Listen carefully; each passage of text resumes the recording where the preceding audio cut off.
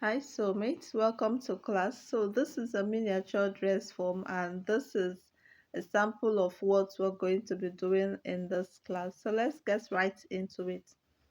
Here I have my pattern for the length of the gown that I want. So this is going to be asymmetric. So I'm going to cut it at the waistline just like you see me doing. Now we're going to begin working with the skirt part before the top part. The next thing I'm going to do is to cut away the darts, right? But before then, I want to shapen the lower part a bit, even though this mannequin does not have a shape below. I want to shapen it a bit by half an inch so that it can be penciled. So when drafting your pattern, the lower part needs to be penciled. You can minus up to 1 or 1.5 inch from below towards the hip line so that it becomes a pencil skirt, right? So once that is done, the upper part, I want to remove the dart. The whole of the dart there is half an inch. So from the side, I'm going to measure the dart intake and connect it towards the hip line. Okay, that is to eliminate the darts, and then we'll be free from having the darts. Just blend it into the hip line and then use your scissors to cut it away, right? And then while we are done with that, we'll proceed.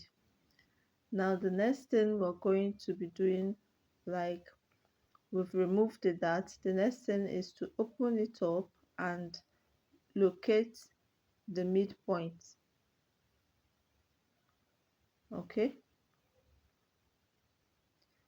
so now we've located the midpoint. I want to use my marker to highlight it. This will enable us to determine how we are going to cut the symmetric design, right? So from the edge of the paper at the waistline, I came in by half an inch. You can do more than half an inch. Now from that midpoint, I want to shift my tape to 2 inches away. If we cut it after the midpoint, it's not going to have an opening.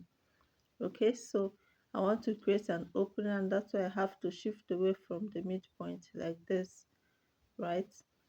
Another way, you can also start your cutting from the dart line instead of half an inch from the side, but this is what I decided to do. So cut it out like so. The other part is no longer useful to us. We're only working with this part. Now we're going to also note that we came in by half an inch before cutting this. So when placing it on another paper, we'll know what to do.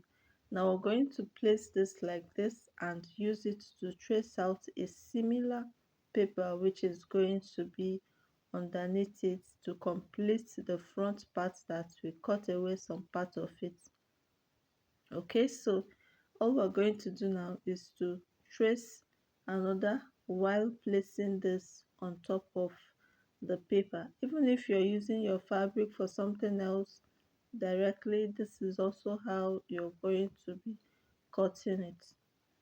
Okay, we have similar styles like this. Now we've done this, we're going to place this, but remember to shift it half an inch in from the part that we came in by half an inch before marking the asymmetric design. Okay, so this is it. You can tell that this is a type of skirt, and I don't want to mention the name of the skirts.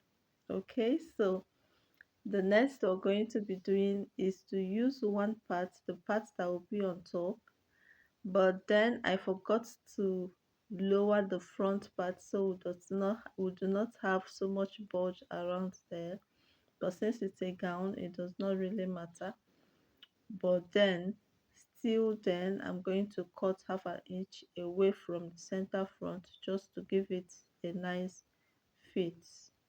Okay, so after that is done, we are now going to use one part of the skirt pattern to draw out our slash designs to create the drape effect. So this is what we have like this. Okay, so I'm going to use my marker to draw out the slash. You can notice that the slash is heading towards one direction while the lower part is being widened. So when drafting or cutting yours, you're going to put this into consideration, right? So I'll place on another paper and then try folding it. But because this is paper, it may not really agree to fold, and because I did not use gum to hold it, right? So I'll cut it this way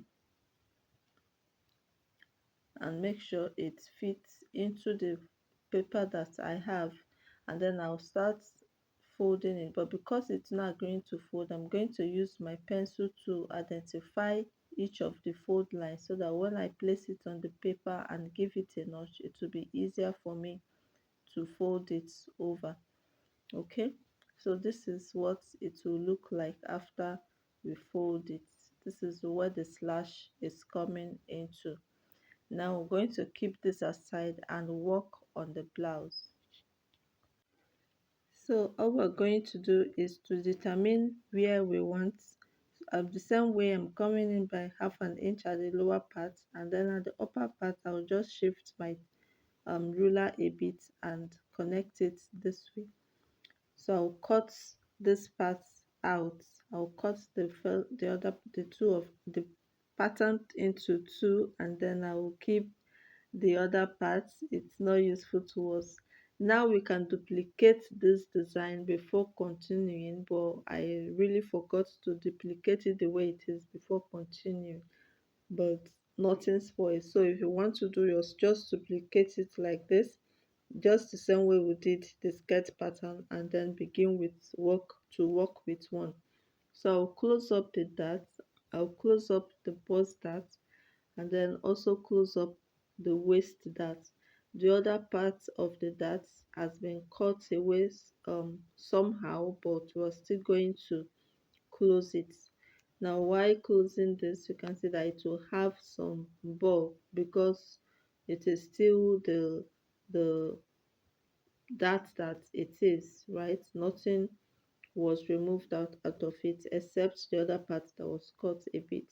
So after closing it this way, it will to make it easier for us to slash our lines down to the bust point, and then it is going to relax afterward. Okay, so you can do yours this way. I find this more easier to do than to slash while the darts are open. So I'll push it inside, then use my tape and marker to connect from the bust point down to the point where I want it to be. Remember that the darts are already closed, so I'll slash the lines, make sure it is touching the dart point, the bust point. Okay, if you want it to open up, you can see how it has opened up. We'll slash the other lines as well and shift it a bit so that it doesn't look like one part is a bit so much wider than the others. I hope you're understanding what we're talking about. At least the video is self-explanatory. So I will blend the part that has some incomplete parts like so. I'll use my marker, my tape to hold it down. So once we have this, we can now go over and place it on our fabric, right? Remember what I said, duplicate this before going to do this. But before, because I did not duplicate it, I'll have to do it two ways.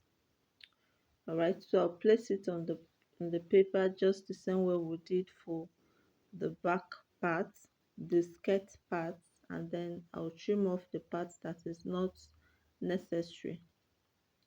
Okay, so this is just what we're going to have on our fabric afterwards, but we're still going to cut it on our fabric just the same way we've cut the skirt pattern on another paper.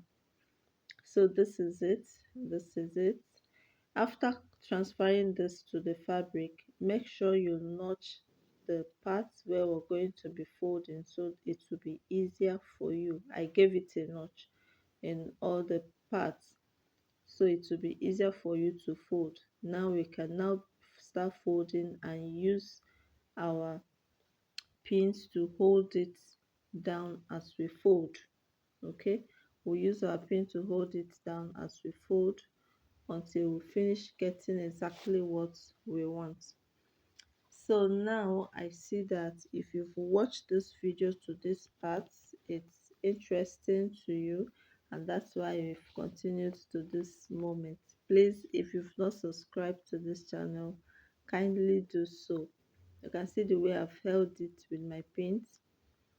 Please kindly subscribe to this channel so that we keep growing and we keep serving you better and better. All right, while placing this on the fabric, on the other fabric, make sure you remember the 1/2 inch so that we do not run shortage. So I'm also going to fold this part. Remember to give it a notch so that it will be easier for you to fold. Okay, like I was saying, if you've not subscribed, please kindly do so and subscribe to this channel so that we keep improving and we'll keep growing in numbers and we'll keep growing in videos. Okay, so because I did not duplicate the pattern before doing this, I'll have to do this into two, which the other part is not that necessary because it's going to be inside and it might give the dress a bulky form on the other parts, which we do not want. But like I said, duplicate before you transfer or you start the alteration into the slash and spread method. Okay, so this is what we're going to have, right? It's already looking so beautiful. It's already looking so beautiful. Now while doing this, you need a similar fabric. You need a fabric that can fall, a fabric that is easy to fall, that is fluffy, okay, like a silky fabric, right? Or this type of fabric is what you need to do this design so that it gives you the effect that you want. Don't use a rigid fabric, it might not come out the way it is. You can see how beautiful it is already. Now the back side is just going to be normal back, so all you have to do is just to cut your normal back and attach it the usual way of attaching front and back together. You can decide to have a lining on this, it is fine. You can decide to just finish it up or fold it over and sew it, it is still okay. You don't necessarily need a base for this, right? There is no need for a base for this, it is just the way it is. All right, so if this video makes sense to you, give it a thumbs up and I'll see you in the next video. Bye.